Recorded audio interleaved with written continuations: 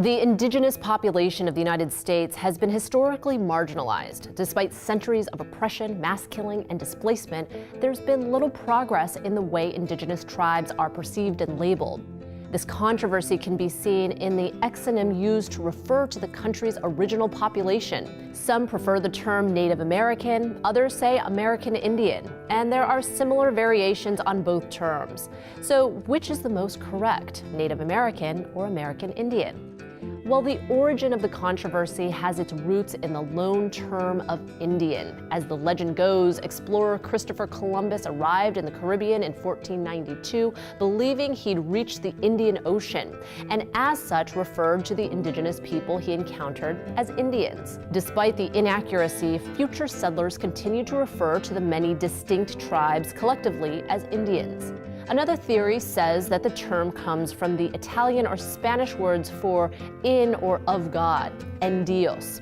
However, this explanation is relatively new and not historically supported. The term Indian continued to be used freely all the way until about the 1960s, as civil rights for many groups were being promoted. Many saw it as a reminder of the country's brutal colonial past, based on a pejorative understanding of the indigenous culture. By the late 60s, an advocacy group was formed using a new name to appropriate the controversial term, calling themselves the American Indian Movement. Around this time, another term became widely used as well, Native American, intended to eliminate any trace of the Indian pejorative.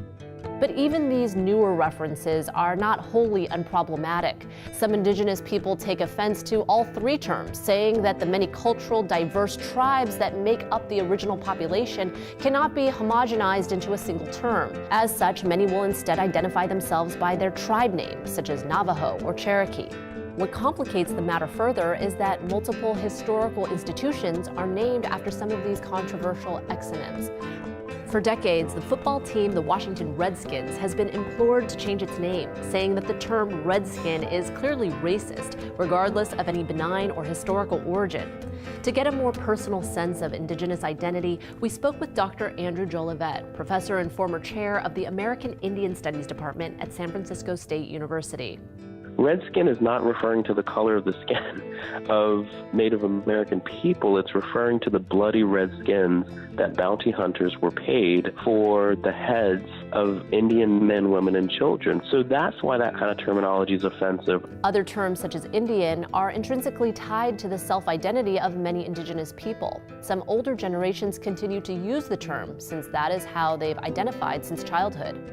The U.S. Bureau of Indian Affairs has yet to change its name to reflect the political climate. Interestingly, the U.S. government alternates between American Indian and Native American based on whether or not the groups in question have been granted federal recognition.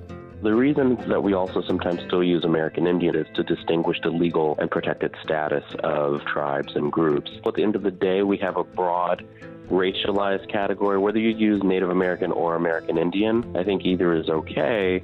Ultimately, no one term is wholly appropriate, and it's important to know the preferred nomenclature of the people in question. Identity is situational. On some days, I might say Indian. The next day, I might say Native, and that's okay. We have to be comfortable in this society with the fact that identities, they're malleable, or they move, or they change as we evolve and get older.